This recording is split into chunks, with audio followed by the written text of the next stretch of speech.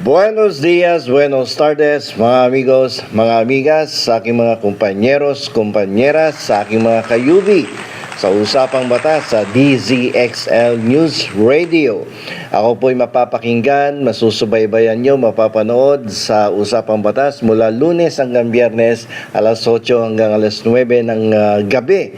No? At yan po ay simultaneously broadcast sa YouTube ng DZXL News, sa Facebook ng DZXL News, sa Twitter na ngayon ay X, pati na rin sa TikTok. Okay? So ang pag-uusapan natin ngayon ay tungkol dito sa recent statement ni Senator J.B. Ejercito na nag-isip, no, at napag-isipan niya before na lisanin ang majority block sa Senado. Ito ay nagbukas ng isang kabanata ng pagdududa sa atin, sa pagtatanong, no, sa ating politika. Sa gitna kasi ng mga investigasyon sa mga pondong may kinalaman, no, sa flood control programs at sa anino ng mga liderato ni na Senate President Tito Soto at Senate President pro tempore na si Ping Lacson. Ang kanyang desisyon ni JB ay hindi lamang isang simpleng pagbabago ng alyansa. Ito po ay isang seryosong pagsubok sa integridad ng Senado at sa tiwala ng publiko. Bagamat unang binanggit ni Senador JB ang kanyang pagkabahala tungkol sa pagtutok ng Senado sa mga tunay na salarin ng korupsyon, nararapat ang mas malalim na pagsusuri sa ginawang parang nagkaroon ng second thought ang ating senador from the city of San Juan. So medyo mag-deep dive tayo doon sa kanyang statement na gusto niyang lisanin ng majority block. Kasama po kasi sa konteksto ang isang investigasyon ng Independent Commission for Infrastructure na kinasasangkutan ni Jinggoy Estrada, kapatid ni Senador J.B. Ejercito, hinggil sa pondo para sa pagkontrol sa baha. Bukod pa rito, may mga potensyal na implikasyon para sa iba pang mga kaalyadong senador na may kaugnayan sa mga katulad na proyekto doon sa Bulacan, doon sa Sorsogon, at sa iba't iba pang mga probinsya. Ang mga pangyayaring ito ay natural na nag-uudyok ng pagsusuri sa mga motibasyon ng ating senador JB Ejercito. Ay, senador niyo, hindi ko binoto yung si Senador JB na nakaraan.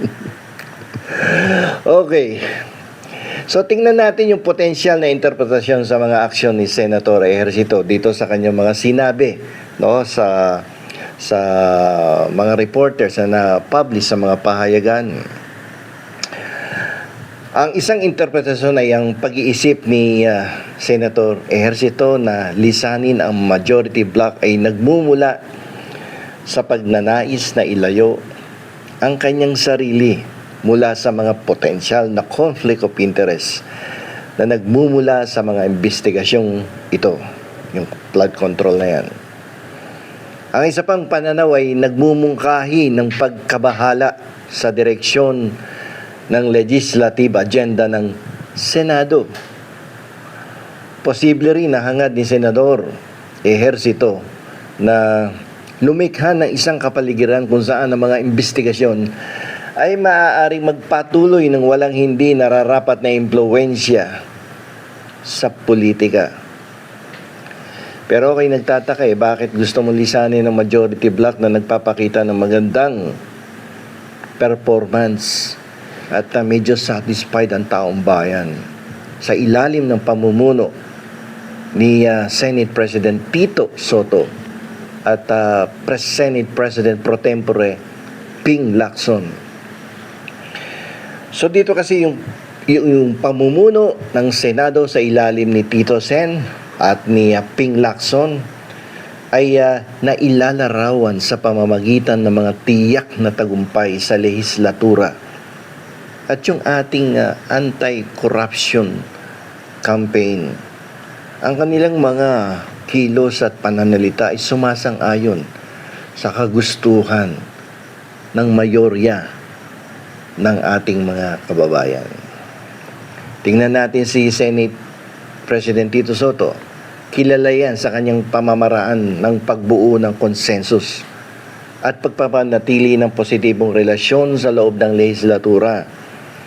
Kabilang sa mga kapansin-pansing kontribusyon sa lehislatura ang mga batas na Bayanihan 1 and 2 na tumutugon sa pandemya at ang Medical Scholarship Act. Tito Soto yan. So, tingnan natin yung kay Senate President Pro Tempore Ping Lacson. Kilala natin tong tao na to. Mataas ang integridad nito. Credible to. Kinikilala sa kanyang matatag na paninindigan laban sa korupsyon. Pagtataguyod para sa pag-aalis ng pork barrel funds at pangunguna sa mga investigasyon ng Senado sa mga issue ng korupsyon. Sumasang-ayon yung mga aso ko, taul-taul sa mga sinasabi ko. Kabilang sa mga pangunahing kontribusyon sa lehislatura ang Anti-Money Laundering Act at ang Anti-Trafficking in Persons Act. Ping Lacson yan.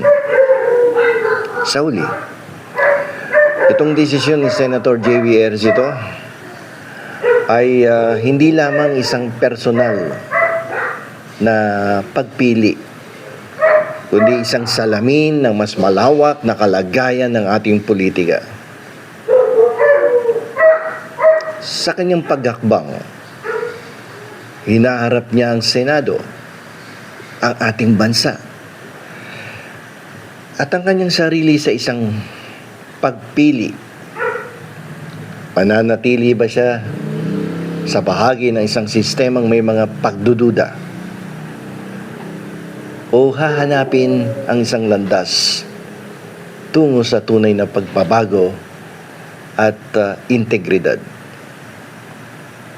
Ang kanyang magiging hakbang ang huhusga sa kanyang tunay na layunin at magiging bahagi ng kasaysayan ng Senado. Hanggang dito na lamang po. Ito po ang inyong lingkod, Attorney Rene Bueno. Hanggang sa susunod na episode. Marami pong salamat sa inyong lahat.